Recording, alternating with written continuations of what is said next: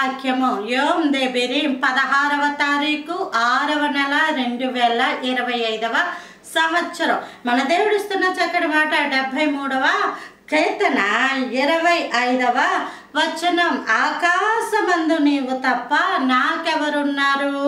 ఆకాశమందు అసలు నీకెవరున్నారు? ఈ కీర్తనకారుడు అంటున్నాడు, నీవేనయ్యా అక్కడ ఉన్నావు, నీవు తప్ప నాకేమీ కూడా కనబట్టలేదు అంటున్నాడు. ఆకాశమందు దేవుడు ఉన్నాడు.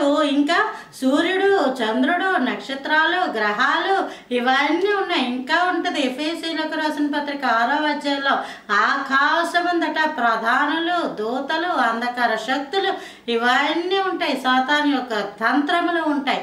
కానీ ఇన్ని ఉన్నప్పటికీ కీర్తనకారుడికి దేవుడు తప్ప ఎవరు కనబడటం లేదంట. ఈరోజు ఈ మాట ఒకసారి ఆలకించు. నువ్వు ఆకాశంలో సూర్యుని చూస్తున్నావు, దేవుడు అనుకుంటున్నావు, అది ఒక గ్రహం.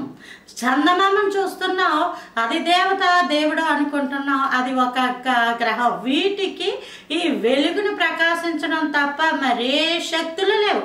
మేలు కానీ, కీడు కానీ, శాపాలు కానీ, ఆశీర్వాదాలు కానీ ఇవి చెయ్యలేవు. అవి గ్రహాలు మాత్రమే. ఆ తర్వాత నక్షత్రాలకి మనకి సంబంధం ఉందని, ఆ నక్షత్రాలను బట్టి మన జీవిత విషయాలు ఉంటాయని ఏటేటో పెట్టుకుని దాన్ని నమ్ముకుంటున్న వాళ్ళు ఉంటారు. ఆ తర్వాత ఈ గ్రహాలు ఉంటాయి. ఈ గ్రహాలను నమ్ముకుని జీవిస్తున్న వాళ్ళు అందరూ ఉంటారు. అంత మాత్రమే కాదు, అంధకారమందలి శక్తులు, ఈ ప్రధానులు, ఈ సాతాను వీళ్ళను పట్టుకొని జీవించేస్తున్న వాళ్ళు ఉంటారు. దేవుని నమ్ముకుని జీవ గ్రంథాన్ని ఒక్కసారి చేతపట్టిన తర్వాత నీకు అక్కడ ఎవరు కనబడాలి? దేవుడే కనబడాలి. ఇంకేం కనబడకూడదు. ఆయన కింద ఉన్నవి ఇవన్నీ, ఆయన్ని మించింది ఏదీ లేదు. సర్వ భూమి మీద ఆయన ఒక్కడే దేవుడై ఉన్నాడు. ఆయన ప్రకాశమానమైన వెలుగై ఉన్నాడు. కాబట్టి ఆ దేవుణ్ణి మనం చూడాలి తప్ప ఇంకా ఆకాశం వైపు చూస్తే దేవుడే కనబడాలి.